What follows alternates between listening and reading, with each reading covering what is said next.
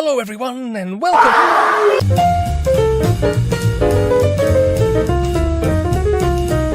This is Oceania, and this is New Zealand, bro. Now let's have a look, cuz, shall we? For most of history, New Zealand was nuzzled in uninhabited South Pacific serenity. Then, around the late 1200s, human feet alighted upon its scenic shores. These feet belonged to the Maori, a Polynesian people. The Polynesians, over a very long span of time, sailed across and settled all over the Central and Southern Pacific Ocean, and New Zealand was both the last and biggest place they ever found. Upon arrival, the Maori lived primarily by fishing and hunting, a practice that led to the extinction of the giant moa birds. They're gone, but these little things survived. Over time, the Maori formed varying chiefdoms and began venturing further inland, where they farmed and crafted and built meeting houses called wharanui, which, as the years passed, were carved more and more elaborately. The first European to sight New Zealand was the Dutch explorer Abel Tasman in the year 1642. He, in turn, was sighted by a local Maori tribe who attacked and killed 4 of his crew. This here is where that unhappy encounter occurred, a place Tasman called Murderer's Bay. It has since been renamed Golden Bay, probably because it's a bit more tourist-friendly. Anyway, after Tasman, Europeans did not return to the area for over 100 years, when, in 1769, Britain's Captain Cook arrived and charted the coast with great accuracy. Accompanying Cook was the naturalist Joseph Banks, who observed the famous Maori ceremonial haka dance, which left him quite horrified. He noted, "The war song and dance consists of various contortions of the limbs, during which the tongue is frequently thrust out incredibly far, and the orbits of the eyes enlarged. In short, nothing is omitted which can render a human shape frightful and deformed." After Cook's voyage, European influence steadily trickled in. This influence had bloody repercussions after the Maori acquired European firearms and began using them against each other in tribal wars. As for the Europeans, their most grievous experience was in 1809, when over 60 crew members of the Boyd were killed and eaten by the Maori. Nonetheless, Christian missionaries were determined to convert the natives, whose numbers had decreased from rampant warfare and introduced disease. The triumph of the cross coincided with that of British power in New Zealand. To guard against French ambitions in the region, Captain William Hobson arrived from London in 1840 and met with Maori chiefs, and together they signed the Treaty of Waitangi, by which New Zealand officially became a British possession, but would also recognise lands possessed by the Maori, and guaranteed their rights and privileges as British subjects. One of the provisos of the treaty was that the British government alone would be permitted to purchase land from the Maori. As you can probably guess, a lot of purchasing ensued over the years, in which time more and more British began settling in the land. In any case, now there was peace and quiet, and of course not war. The conflict naturally arose over land, and it was Maori warriors versus the British and their Maori allies. The Maori fought hard and bravely via an effective guerrilla campaign, but in the end the British prevailed, and the rebellion gave them a convenient excuse to take even more land. The country gained self-government in 1852, and the capital was moved from Auckland to Wellington, just to keep an eye on the South Island and make sure it didn't get any ideas of making itself independent from the north. In the 1860s, Maoris joined the country's parliament, and in the 1870s, Julius Vogel promoted an ambitious public works plan and encouraged further British immigration. In 1893, New Zealand became the first country to let women vote. Thanks to the efforts of tireless campaigners like Kate Shepherd, New Zealanders fought in the First World War and served with distinction yet again in the Second World War. In the years that followed, society began changing as it was all over the world, and politicians tested and tinkered with plans and strategies to get things going better. Well, they must have got something right along the way, because New Zealand today is one of the best places in the world, enjoying a very high level of human development and high quality of life, and even though this incredibly beautiful country has a small population, it has nonetheless produced a remarkable amount of greatness in multiple fields, from that of science and literature to sports and the world of cinema. They also have a hill with this particular name. Anyway, that's it for New Zealand, and that's all from me for now. Bye-bye!